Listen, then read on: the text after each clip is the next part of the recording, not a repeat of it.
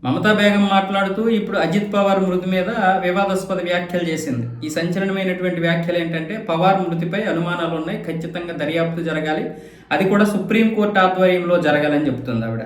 పవార్ మరణ వార్త విని తాను తీవ్ర దిగ్భ్రాంతికి గురయ్యానన్నారు. ఈ ప్రమాదం దేశంలోని రాజకీయ నాయకుల భద్రతపై ప్రశ్నలు లేవనెత్తుతుందన్నారు. ఈ ఘటనపై సుప్రీంకోర్టు పర్యవేక్షణలో దర్యాప్తు జరపాలని డిమాండ్ చేశారు ఆవిడ. అత్యున్నత న్యాయస్థానం పైనే తనకు నమ్మకం ఉందన్నారు.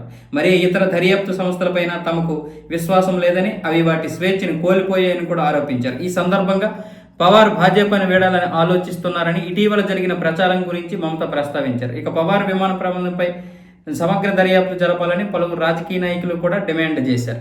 అటు ఆర్జేడీ లాలూ ప్రసాద్ యాదవ్, గౌరవ్ గొగోయ్, కాంగ్రెస్ నేతలు అందరూ ఇప్పుడు అంటారు, ఎందుకంటే బీజేపీ దొరకాలి ఇప్పుడు వాళ్ళకి. అసలు విమానం ఎందుకు ప్రమాదానికి గురయ్యింది, ప్రమాదానికి గురవడానికి ప్రధాన కారణం ఏంటి, అవన్నీ ఇప్పుడు ఎవరికీ అవసరం లేదు. ఎందుకు? రేపు రాబోయేటటువంటి ఎన్నికల కోసం. ఇటు పశ్చిమ బెంగాల్ భయపడిపోతుంది, అటు తమిళనాడు భయపడిపోతుంది, కేరళ, అస్సాం, ఈ రాష్ట్రాల్లో ఎన్నికలు ఉన్నాయి కాబట్టి, అస్సాం ఎలాగో బీజేపీదే కాబట్టి పక్కన పెడితే, కేరళ విషయంలో కూడా 1-2 స్థానాలు మున్సిపాలిటీకి వచ్చేసరికి అక్కడ పినరన్ విజయ్ అని భయపడిపోతున్నాడు.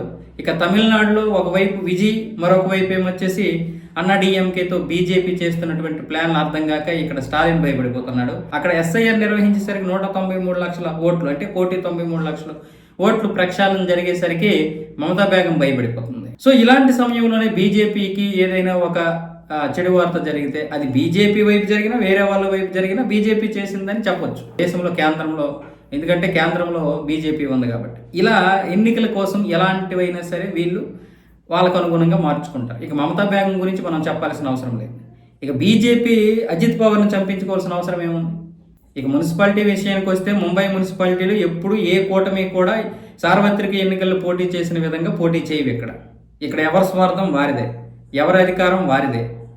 ఎందుకంటే బృహన్ ముంబై లాంటి ఒక మున్సిపాలిటీ కావచ్చు, మిగతా మున్సిపాలిటీలు కావచ్చు, అవన్నీ కూడా సపరేట్గా పోటీ చేసి అధికారం చేపట్టాలనుకుంటాయి. వాళ్ళే మేయర్లుగా నిలబడాలనుకుంటారు. అక్కడ మారిపోతాయి రాజకీయాలు, అది అందరికీ తెలిసిందే. కాబట్టి అజిత్ పవార్ బీజేపీ ఎన్డీఏ కూటమి నుంచి బయటకు వచ్చి పోటీ చేసుకున్నాడు. మరి ఇక్కడ ఉద్ధవ్ ఠాక్రే, కాంగ్రెస్ ఎందుకు సపరేట్గా పోటీ చేశారు? మరి వాళ్ళిద్దరూ ఒకటే కదా అప్పుడు. మరి ఇక్కడ ఉద్ధవ్ ఠాక్రే, అలాగే మహారాష్ట్ర నవనిర్మాణ సేన, మరి ఎంఎన్ఎస్, వీళ్ళిద్దరు కలిసి పోటీ చేశారు. పోనీ కలిసి పోటీ చేసి డిసెంబర్ 16వ తారీఖు ఫలితాలు రాగానే ఇద్దరు విడిపోయారుగా, రాజ్ ఠాక్రే, ఉద్ధవ్ ఠాక్రే. ఇంకేముంది? ఇప్పుడు ఉద్ధవ్ ఠాక్రే కూడా బీజేపీకి కూడా సపోర్ట్ చేస్తాను అంటున్నాడు. ఎలాగా? ఆపరేషన్ ఆబ్సెంట్ ద్వారా.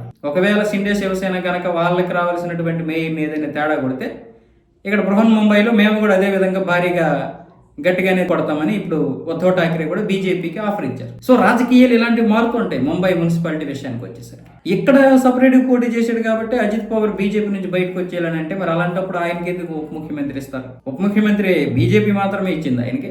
వాళ్ళ చిన్న ఆయన శరద్ పవార్ ఇచ్చాడు, అంతకుముందు కూడా కాంగ్రెస్ నాయకులు ఇచ్చారు కాంగ్రెస్ అధికారంలో ఉన్నప్పుడు. ఇప్పుడు దాదాపు 6-7 సార్లు ఆయన ఉప ముఖ్యమంత్రి అయ్యారు. మమతా బేగం లాంటి రాజకీయ నాయకులు మన దేశంలో ఇలాంటివి చేయడం కామన్, అదేం పెద్ద ఇదేం కాదు. కాకపోతే కొంచెం బుద్ధి ఉన్నా సరే ఇలాంటివి విశ్లేషిస్తే పెద్దగా అర్థమైపోతుంది.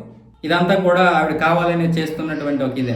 అయితే ఇలాంటివి జరిగినప్పుడు మమతా బేగం అయినా సరే, ఆ ప్లేస్లో ఇంకెవరున్నా సరే ఇలాంటి వ్యాఖ్యలే చేస్తారు రేపు. ఎందుకంటే ఎన్నికలు ఉన్నాయి. ముఖ్యంగా ఇప్పుడు అజిత్ పవార్ అందరికీ రాజకీయంగా ఉపయోగపడతారు ఇప్పుడు మరొక 10 రోజులు, 15 రోజులు.